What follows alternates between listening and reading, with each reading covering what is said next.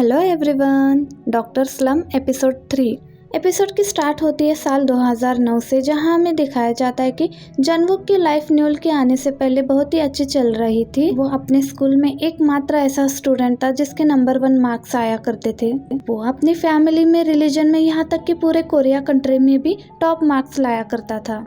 और तो और उसके क्लासमेट्स भी उसे बहुत पसंद किया करते थे क्योंकि वो उनके लिए भी नोट्स बनाया करता था। और तो और वो बाकी चीज़ों में भी बहुत ही एक्टिव था, जैसे कि स्पोर्ट्स और बाकी एक्टिविटीज़ में। वो स्कूल में इतना पॉपुलर हो चुका था कि सभी लोग उसे खाना ऑफर करते थे और लड़कियां तो उसकी दोस्त बनने के लिए मरा करती थी। पर एक दिन वो दिन आया कि पता नहीं न्यूल उनकी क्लास में कहां से आ टपकी। उसने पहले तो उसे सीरियसली नहीं लिया था, लेकिन जब उनके फर्स्ट टेस्ट का रिजल्ट आया तब वो अपने लाइफ में फर्स्ट टाइम सेकंड आया था और उस इंसिडेंट ने उसे फास्ट होने में मजबूर कर दिया था। न्यूल एक्स्ट्रा पढ़ाई करने के लिए दौड़कर स्कूल जाया करती थी। उसे वॉशरूम जाना ना पड़े इसलिए वो ड्राई कॉफी खाया करती थी। ऐसी लड़की उसने कभी नहीं देखा जो पढ़ाई के लिए इतना ऑब्सेस्ड हो। और फिर जंगकुक ने भी अपने आप को फास्ट करने के लिए ये सब कुछ करना शुरू कर दिया, यहाँ तक कि उसने अपने नींद को भी सैक्रिफाइस कर दिया। लंच के टाइम पे जब जंगकुक खाना ले रहा था तब न्यूल समय बचाने के लिए सिर्फ बनाना ही खाती थी। ये देखकर जंगकुक खाना तो छोड़ो, वो बनाना भी नहीं खाता। आगे देखते हैं कि जंगकुक जब देर रात के लिए पढ़ाई कर रहा था तो उसकी आंखें सोने के लिए कर रही थी। अब तक बहुत रात भी हो चुकी थी, इसलिए जंगकुक अपना बैग पैक करके घर जा रहा था। लेकिन तभी वो देखता है कि एक डेस्क की लाइट जल रही थी और वो जब वहाँ जाता है तो देखते हैं कि न्यूल अभी भी पढ़ाई कर रही थी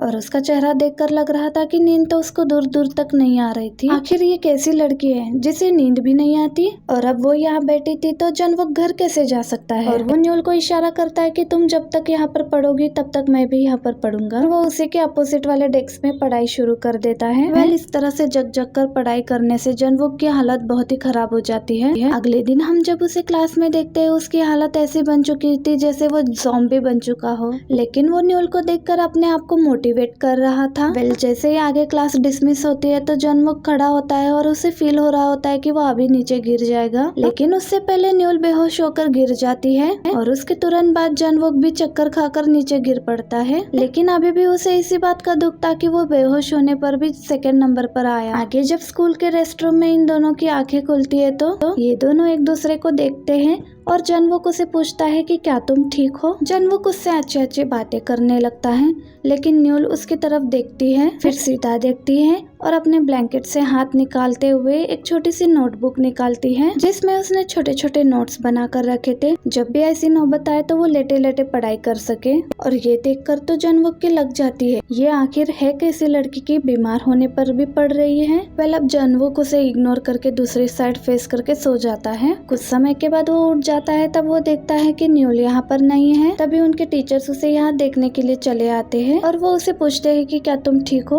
और जंगकुक उनसे पूछता है कि न्यूल कहाँ पर है। वो बताते हैं कि वो तो अपनी इंटेंसिव क्लास लेने के लिए चली गई है। ये सुनने के बाद तो जंगकुक और भी क्रेजी हो जाता है क्योंकि वो तो अपनी केयरनेस को छुपा नहीं पाया, इसलिए वो ये न्यूल से पूछता है कि क्या तुम ठीक हो। लेकिन न्यूल इतनी रूड लड़की है कि उसने उससे पूछा भी नहीं कि क्या तुम ठीक हो, और मुझे इस हाल में छोड़कर ये अपनी क्लास अटेंड करने के लिए चली गई। वो चिल्लाकर खड़ा होता है और बोलता है कि देखता हूँ अब तुम मुझसे आगे कैसे निकलती हो। इसी के साथ हम प्रेजेंट में पहुँचते हैं जहाँ पर सुबह हो चुकी थी और जंगकुक को लास्ट नाइट वाली सब बातें याद आती है कि रात को पीकर उन दोनों ने कितना हल्ला मचाया था, जिस वजह से उन दोनों को एम्बेरेस फील हो रहा था और वो दोनों एक दूसरे को फेस कैसे करे। और जैसा सोचा था वैसा ही होता। जब जंगकुक नीचे आ रहा था तो न्यूल उसे देखकर ट्रक के पीछे छुप जाती है, लेकिन ट्रक भी ज्यादा देर तक कहाँ रुकने वाला था। वो तो अपना सामान लेकर वहाँ से चला जाता है और न्यूल सामने खड़ी रह जाती है और वो अपना सर झुकाते हुए जंगकुक को हेलो करने लगती है। जंगकुक भी उसे कहता है कि बहुत दिन हो चुके तुमसे मिला नहीं। तो न्यूल कहती है कि कल रात को हमने साथ में ड्रिंक किया था। उसके बाद वो दोनों ही एक दूसरे को कहते हैं कि कल रात जो कुछ भी हुआ हम दोनों नशे में थे। इन दोनों ने जो भी हरकत की उस बात को यही रोक देंगे। लोग अक्सर जब नशे में होते हैं तो ऐसी गलतियाँ होती रहती है। अब दोनों एक दूसरे से कहते हैं कि हम दोनों एक दूसरे के सामने से गेट आउट हो जाते हैं। आगे न्यूल जब घर पर आती है तो उसकी मॉम उसके सामने बैठी हुई थी। तभी उसका छोटा छोटा भाई नामदा आता है और उसे कहता है कि मैंने सुना है कि तुम्हें डिप्रेशन है और कल तुम्हारी मॉम के साथ फाइट भी हुई थी। देखो मैं भी जॉबलेस हूँ पर मुझे डिप्रेशन नहीं है और तुम भी जॉबलेस हो तो थोड़ा रेस्ट करो। तभी उसकी मॉम कहती है कि तुम उसके साथ ऐसा क्यों कह रहे हो। नामदा कहता है कि ये जरूरी है, हमें उसके साथ खुलकर बात करना चाहिए ताकि वो जल्दी से रिकवर कर सके और उसमें हमें भी उसकी हेल्प करना चाहिए। उसके बाद नामदा अपनी मॉम से पूछने लगता है कि आज रात को क्या स्पेशल बनने वाला है। वो देखता है कि आज रात को भी स्प्राउट बनने वाले हैं तो वो अपनी मॉम को कुछ स्पेशल बनाने का ऑर्डर दे देता है। ये सुनकर उसकी मॉम पीछे से उसकी पिटाई करने के लिए चली जाती है और न्यूल भी अपने कमरे में चली आती है। थोड़ी देर बाद उसकी मॉम भी पीछे से आती है उसके लिए दवाई लेकर और वो न्यूल को बताती है कि उसके कमरे में से उन्हें दवाई मिली थी और अब उसका मेडिसिन लेने का टाइम हो चुका है। वो इमोशनल होती है तो न्यूल उनसे कहती है कि वो इमोशनल ना होए, वो मेडिसिन ले लेगी। और कुछ देर बाद न्यूल मार्केट से जब लौटती है तो ये लोग उसे सरप्राइज पार्टी देते हैं और इस पार्टी का नाम होता है डिप्रेशन पार्टी। न्यूल के अंकल यहाँ पर लगभग रोने वाले थे लेकिन वो दोनों उसे जैसे तैसे करके चुप करा देते हैं और खाने के टेबल पर देखते हैं कि उन लोगों ने न्यूल का फेवरेट खाना बनाया था। सबसे बचने के बाद न्यूल जब अपने कमरे में आती है तो सोचती है कि ये लोग तो मेरे पीछे हाथ धोकर पड़े हैं। जिसके बाद वो ली होंग को कॉल लगाती है और पूछती है कि वो क्या कर रही है और वो कहते हैं कि वो तो बहुत बिजी है क्योंकि कुछ देर बाद उसे सर्जरी करने के लिए जाना है। तो न्यूल उसे पूछती है कि क्या वो फ्री होने के बाद उसके साथ बाहर जाएगी। इस पर ली होंग बताती है कि उसकी तो नाइट शिफ्ट है इसलिए वो नहीं आ पाएगी और कहती है कि अगर तुम इतना ही बोर हो रही थी तो जॉब क्यों छोड़ दिया, अगर तुम कहो तो मैं प्रोफेसर से बात कर लूंगी। ये सुनते ही न्यूल कॉल कट कर देती है और दूसरी तरफ हम जंगवुक को उसके वकील के साथ देखते हैं। नेक्स्ट वीक उसकी कोर्ट की हेयरिंग है लेकिन उसको अभी तक ये नहीं पता चला कि उस बोतल पर उसके उंगलियों के निशान कैसे आए। यहाँ तक कि लॉयर्स ने उसके सारे एम्प्लॉयज से बात किया लेकिन कुछ भी ऐसा नहीं निकला जिससे उसके केस में हेल्प हो सके। जंगवुक को एक और बात बताते हैं कि डॉक्टर कांग अगले हियरिंग में उनके क्वेश्चनों का जवाब देने के लिए कोर्ट में हाजिर होंगे। ये सुनकर जंगवुक को हैरानी होती है क्योंकि अचानक वो गवाही देने के लिए राजी क्यों हो गया। लॉयर भी कहते हैं कि आश्चर्य उनको भी हुआ जब उसने मना कर दिया और फिर अचानक से हाँ कर दिया। वैसे ही वो कोर्ट में आकर गवाही देता है और सारी चीजों को टेस्टिफाई करता है तो ये जंगवुक के लिए अच्छा ही होगा। आगे जब जंगवुक और क्योंगमिन बाहर आते हैं तो क्योंगमिन उसे कहता है कि मैंने तो सोचा कि वो बुरा लड़का होगा लेकिन शायद मैं उसके बारे में गलत था। भी कहता है कि मुझे भी ऐसा ही लग रहा है लेकिन कहीं ना कहीं मुझे उसके ऊपर शक भी है। आगे हम डॉक्टर कांग को जंगवुक के अपार्टमेंट में चोरी छुपे घुसते हुए देखते हैं और उसे अंदर जाने का कोई रास्ता नहीं मिलता है तो वो खिड़की तोड़कर दरवाजा अंदर से खोल लेता है और ये आवाज नीचे तक आती है लेकिन वॉल्सन को लगता है कि उसकी कोई गलतफहमी है। वॉल्सन नामदा को कहती है कि ये ब्लैंकेट्स ऊपर रहने वाले लड़के को देकर आओ लेकिन नामदा कहता है कि उसे ब्लैंकेट की क्या जरूरत है, वो गरीब थोड़ी है, वो तो एक डॉक्टर है ना, तो उसके पास सब कुछ होगा। लेकिन वॉल्सन उसे कहती है कि उसने सुना है कि वो बैंकक्रप्ट हो चुका है, उसकी थोड़ी बहुत हेल्प कर देनी चाहिए। नामदा कहता है कि मैं नहीं जाने वाला। वॉल्सन उसे धमकी देती है कि उसके पॉकेट मनी से कुछ पैसे काट लेगी। ये सुनते के साथ ही नामदा ऊपर ब्लैंकेट देने के लिए आ जाता है। ऊपर आने के बाद वो देखता है कि दरवाजा खुला हुआ है, यहाँ तक खिड़की भी टूटी हुई है और जैसे ही वो अंदर आ जाता है तो पीछे से जंगवुक भी आ जाता है। वो उसे पूछता है कि वो यहाँ पर क्या कर रहा है। वो कहता है कि मैं तो यहाँ पर ब्लैंकेट देने के लिए आया था लेकिन यहाँ पर आने के बाद देखा कि घर का दरवाजा खुला है और खिड़की भी टूटी हुई है। नेक्स्ट सीन में हम पुलिस वालों को देखते हैं, वो अपनी जांच करने लगते हैं और बताते हैं कि कोई भी सामान मिसिंग नहीं हुआ है। वो आगे की पता करने के लिए पास ही की सीसीटीवी फुटेज भी चेक करेंगे और वो उन्हें तुरंत इन्फॉर्म कर देंगे। इसके बाद पुलिस वहां से चली जाती है। इसके बाद वॉल्सन जंगवुक से कहती है कि आज रात वो उनके घर आकर सो जाए क्योंकि खिड़की टूट चुकी थी जिससे बहुत ही ठंडी हवा अंदर आ सकती है। लेकिन जंगवुक उनको थैंक यू करते हुए इसके लिए मना कर देता है। वो कहता है कि मैं खिड़कियों में बड़े बड़े न्यूज़पेपर लगा दूंगा, उससे रात में कोई भी परेशानी नहीं होगी। इसके बाद वो लोग भी नीचे चले जाते हैं और जंगवुक सैड होकर कांच के टुकड़ों को उठाने लगता है। थोड़ी देर बाद न्यूल वहाँ पर आती है और कहती है कि मैंने सुना है कि तुम्हारे घर पर ऐसा कुछ हो गया है, इसलिए मैं यहाँ पर देखने आ गई। वैसे मेरी मॉम पूछ रही थी कि तुम यहाँ पर कैसे रहोगे, तुम हमारे घर चले आओ। जंगवुक कहता है कि नहीं मैं यहाँ पर थोड़ी सोने वाला हूँ। तो फिर कहाँ सोने वाले हो? क्योंगमिन के घर पर। मुझे पता है कि आज रात उसकी नाइट ड्यूटी है। इस पर जंगवुक कहता है कि तो क्या हुआ, मेरे दूसरे फ्रेंड्स नहीं है, मैं उनके घर चला जाऊंगा। न्यूल कहती है कि कौन से फ्रेंड्स, जिनके साथ तुम्हारा झगड़ा हुआ और वो तुम्हारा कॉल भी नहीं उठाते? तो चलो अब बहाना देना बंद कर दो और नीचे आकर सो जाना। वैसे तो ये मेरे लिए भी ऑकवर्ड है लेकिन फिर भी चलता है क्योंकि मैं भी नहीं चाहूंगी कि मेरा क्लासमेट यहाँ पर ऐसे सोए। जिसके बाद वो भी यहाँ पर उसकी हेल्प करने के लिए आ जाती है और उसे डराने लगती है। अगर वो इस तरह यहाँ पर अपने रूम में सोएगा, क्या पता वो काला सूट वाला आदमी उसके घर पर आ जाए और उसे मार दे और नदी में फेंक दे। कहीं किसी को क्या पता चलेगा। ये सब सुनकर जॉनवुक कहता है कि मुझे डराना बंद कर दो। न्यूल भी उसे परेशान देखकर कहती है कि चिंता मत करो, सब कुछ जल्दी ठीक हो जाएगा, इसमें तुम्हारी कोई भी गलती नहीं है। और अगले ही सीन में जॉनवुक को न्यूल की फैमिली के साथ डिनर करते हुए देखते हैं। वॉल्सन कहती है कि मुझे नहीं पता था कि तुम दोनों एक ही क्लास में पढ़ते थे, ये तो अच्छी बात है कि तुम दोनों एक दूसरे को अच्छी तरह से जानते हो। पर न्यूल कहती है कि ऐसा कुछ भी नहीं है, हम दोनों इतने भी क्लोज नहीं थे। जंगवुक भी कहता है कि हाँ ये सच बात है, तुम्हारे क्लोज आना भी कौन चाहता है। ये सुनकर वॉल्सन की मॉम अच्छे खाने के डिश को पीछे सरका लेती है। देखकर जंगवुक कहता है कि आप गलत समझ रही है, मैं इसकी वजह आपको अच्छे से समझाता हूँ। न्यूल के पास इतना टाइम नहीं था कि वो हमारे साथ बातचीत करे या हमारे साथ कहीं घूमने के लिए चले। ना ही स्कूल के अंदर और ना ही स्कूल के बाहर वो किसी से बात करती थी। यहाँ तक कि जब हम उसे टकबोकी खाने के लिए बुलाते थे, वो बहाना करती थी कि इससे उससे एलर्जी है। ऐसा झूठ बोलकर वो अपनी पढ़ाई करती थी। न्यूल कहती है कि तो तुम्हें पता था कि मैं झूठ बोलती थी। जंगवुक कहता है कि ऑफ कोर्स मुझे पता था, क्योंकि तकबोकी से किसी को एलर्जी नहीं होती। मे भी इन्हीं सारी वजहों से हम लोग कभी क्लोज फ्रेंड नहीं बन पाए। तब न्यूल बताती है कि वो तकबोकी खाना चाहती थी, यहाँ तक कि उसका मन करता था कि वो आर्केड और कराओके गेम में जाए, लेकिन मन ही मन उसको पता था कि उसको पढ़ाई करनी है, इसीलिए वो अपने मन को रोककर पढ़ाई करती थी। ये सब सुनकर वॉल्सन फिर से रोना स्टार्ट कर देती है और कहती है कि मुझे तो पता ही नहीं था कि तुम अपना मन मारकर पढ़ाई करती थी। फिर सभी मिलकर उसे चुप करते हैं और खाना एंजॉय करते हैं।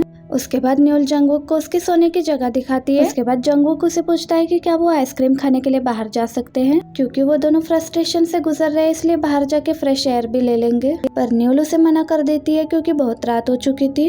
और जैसे ही न्यूल उसे गुड नाइट कहके अपने कमरे की तरफ जा रही थी, तो वो देखती है कि उसकी मॉम उसके दरवाजे पर थी। इससे पहले कि उसकी मॉम फिर से उसे परेशान कर दे, वो जंगवुक के पास आकर कहती है कि चलो आइसक्रीम खाने के लिए चलते हैं। अगले सीन में हम लियोंग को देखते हैं जो अपना काम खत्म कर लेती है और फिर न्यूल के बारे में सोचती है कि वो घर पर अकेले रहकर बोर हो रही होगी।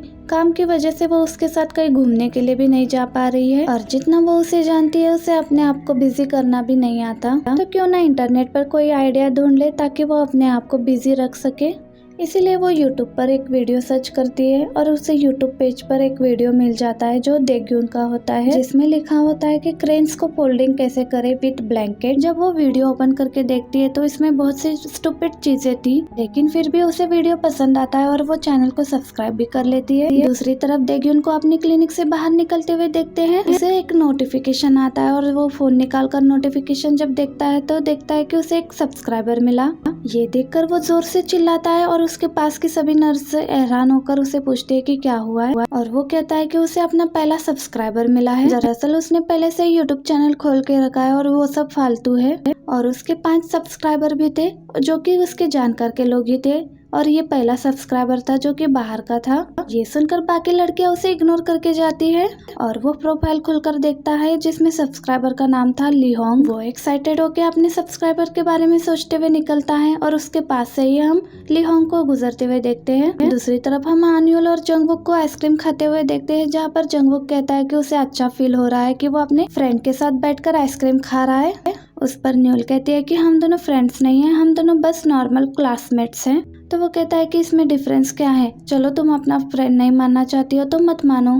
तभी हम उनके सामने से एम्बुलेंस को जाते हुए देखते हैं और ये देखकर न्यूल सैड हो जाती है। उसे अपने जॉब से बहुत ही प्यार था और अब वो जॉबलेस है। तो जंगवुक उसे अच्छा फील कराने के लिए कहता है कि वो जॉबलेस नहीं है, थोड़ी दिनों के लिए वो फ्री है, तो क्यों ना वो कुछ फन करे। फिर वो उसे पूछता है कि वो ऐसा क्या करना चाहेगी जिससे उसे अच्छा फील हो। तो न्यूल कहती है कि मैं ऐसे लिखना पसंद करूंगी, फ्री टाइम में जब भी मैं ऐसा लिखती हूँ पढ़ती हूँ तो मुझे बहुत अच्छा लगता है। जंगवुक कहता है कि पढ़ने लिखने की बात छोड़ो, तुम वो सब करो ना जो तुम स्कूल के टाइम में करना चाहती थी, जैसे कि तुम तकबोकी खाना चाहती थी, आर्केड और कराओके गेम भी खेलना चाहती थी, तो आपसे तुम वही करोगी जो तुम करना चाहती थी। जिसके बाद वो उसे तकबोकी खाने के लिए ले जाने लगता है, तो वो कहती है कि मुझे नहीं खाना, उसने अभी ही खाना खा लिया है। जब जंगवुक उसे जबरदस्ती तकबोकी खाने के लिए ले जाता है तो सबसे ज्यादा तकबोकी न्यूल ही खाती है और अपना ज्ञान देने लगती है कि जब कोई स्ट्रेस में हो तो उसे अपना मनपसंद खाना खाना चाहिए। इसके बाद जब जंगवुक आर्केड गेम के बारे में बात बात करने लगता है तो वो कहती है कि ये सब बहुत ओल्ड फैशन की बात है, वहाँ पर जाकर हम क्या करेंगे। लेकिन अगले सीन में हम दोनों को यहाँ पर देखते हैं न्यूल इतने सारे गेम देखकर पागलों की तरह सारे गेम खेलने लगती है और जब एक सॉन्ग गाने की बारी आती है तो वो बहुत ही एक पुराना सा पोएम गाने लगती है जो जंगवुक किसी तरह बर्दाश्त कर रहा था, पर अब उसे बर्दाश्त नहीं हो रहा होता है तो वो कैंसिल का बटन दबा देता है। वो उसे कहता है कि गलती से बटन दब गया। फिर वो उसे कहता है कि आज के सॉन्ग गाओ, जैसे के पॉप सॉन्ग। न्यूल कहती है कि दरअसल मैंने के पॉप सॉन्ग नहीं सुना क्योंकि मैं सॉन्ग सुनकर अपना टाइम वेस्ट नहीं करना चाहती थी, लेकिन मुझे अब लग रहा है कि मुझे कुछ सॉन्ग सुन लेने चाहिए थे।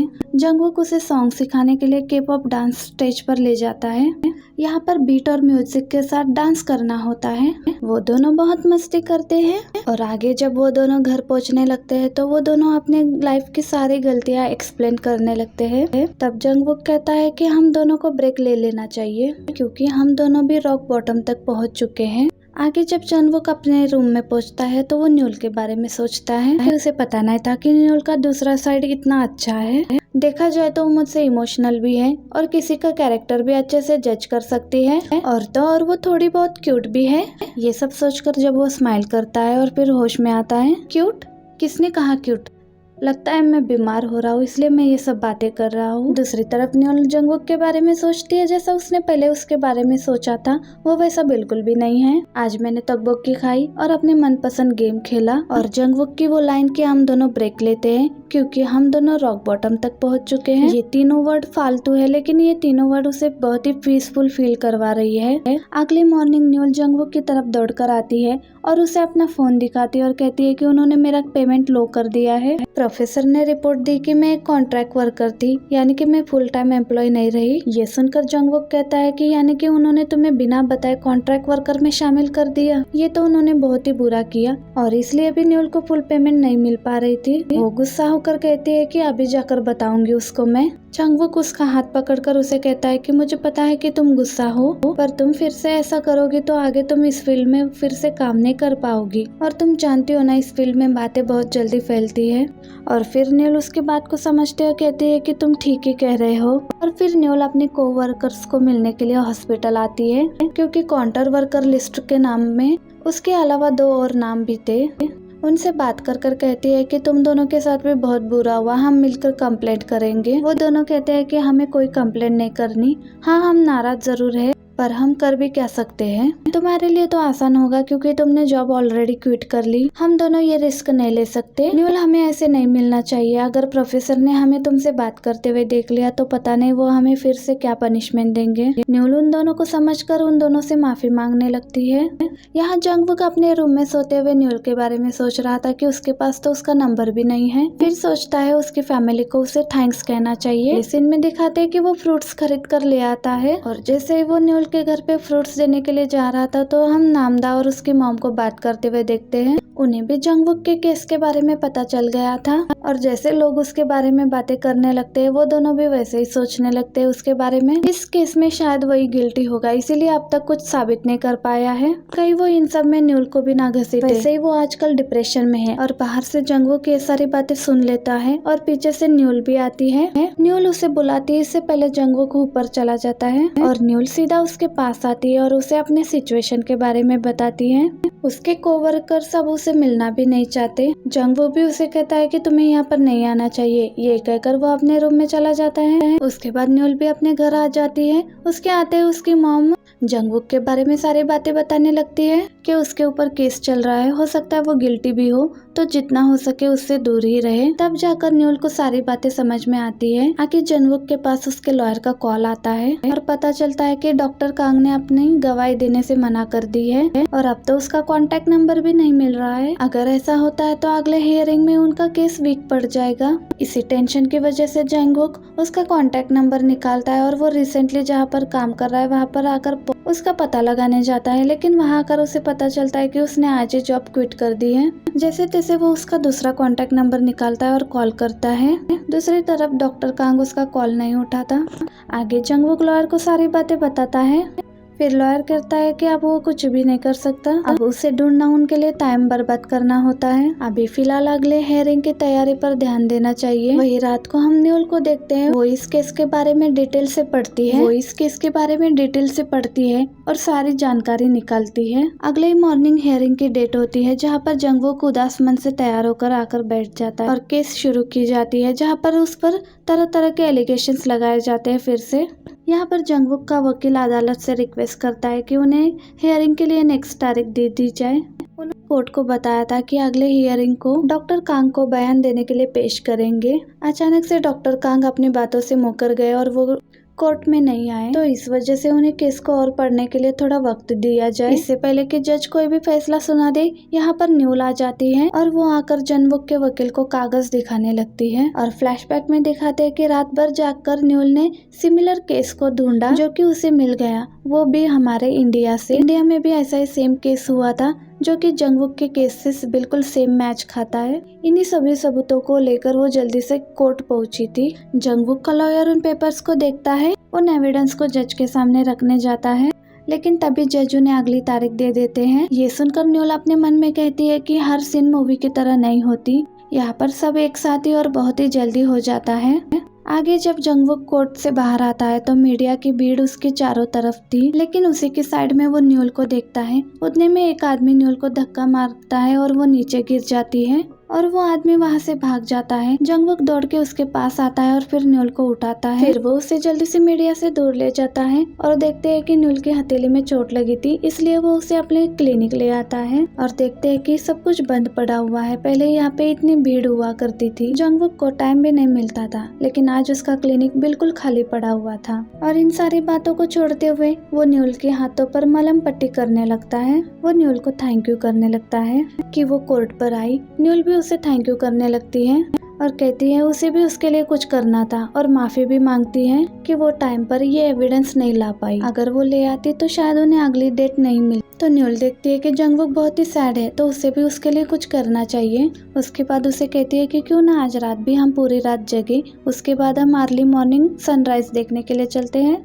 जंगवुक भी कहता है कि अच्छा प्लान है और आगे हम इन दोनों को सी साइड पर देखते हैं। सुबह के 6 बज चुके थे, लेकिन अभी भी सनराइज नहीं हुआ था। जब वो वेदर को चेक करते हैं तो उन्हें पता चलता है कि आज मौसम ऐसा ही रहेगा और बारिश आने के भी चांसेस हैं। न्यूल कहती है यहाँ पर आने के बाद भी हम लोग सनराइज नहीं देख पा रहे हैं, पर जंगवुक कहता है कि ये नजारा भी तो कितना प्यारा है, कम से कम हम दोनों मेमोरीज तो बना रहे हैं। इसके बाद जंगवुक अचानक न्यूल से उसका फोन नंबर मांगता है और न्यूल पूछती है किस लिए। जंगवुक कहता है मैं तुम्हारा क्लासमेट नहीं बनना चाहता, मैं तुम्हारा बेस्ट फ्रेंड बनना चाहता हूँ। दरअसल न्यूल भी मन ही मन उसका फोन नंबर चाहती थी, इसीलिए न्यूल कहती है कि अगर तुम चाहते हो तो मैं तुम्हें फोन नंबर दे देती हूँ। इसके बाद वो जंगवुक को मुस्कुराते हुए देखकर खुद भी मुस्कुराती है और सोचती है कि वो खुद कितना डिप्रेशन में है और फिर भी वो उसे कंफर्ट फील करवा रहा है। जब ये दोनों एक दूसरे को कंफर्ट फील करवा रहे थे और दूसरी तरफ हम बेड के नीचे एक पेन को देखते हैं और अपार्टमेंट की लाइट जल रही थी, यानी कि डॉक्टर कांग फिर से वहाँ पर आया होगा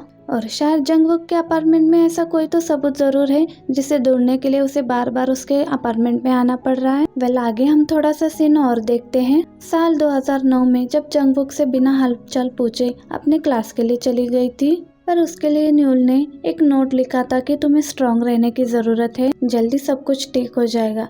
तभी उसने बाहर एक लेडी की आवाज सुनी, उनके टीचर पर चिल्ला रही थी और ये जंगवुक की मदर होगी, जो कह रही थी कि अचानक उसे क्या हो गया, उसके नंबर्स भी कम आ रहे हैं, वो ऐसे बेहोश होकर गिर रहा है, मैं आपसे बहुत ही डिसअपॉइंटेड हूँ। ये देखकर न्यूल को समझ आता है कि उसके पेरेंट्स कितने स्ट्रिक्ट हैं। तभी पीछे से न्यूल की मॉम आ जाती हैं, जो इसे इस तरह से देखकर परेशान हो जाती हैं और उसे अच्छा खाना खिलाने के लिए उसे अपने साथ लेकर जाती है। तभी वो नोट न्यूल के हाथ से गिर जाती है, जो वो जंगवुक को नहीं दे पाई। इसी के साथ हमारा ये पार्ट भी एंड हो जाता है। वीडियो अच्छी लगी हो तो वीडियो को लाइक करना। Thank you, bye bye, keep watching.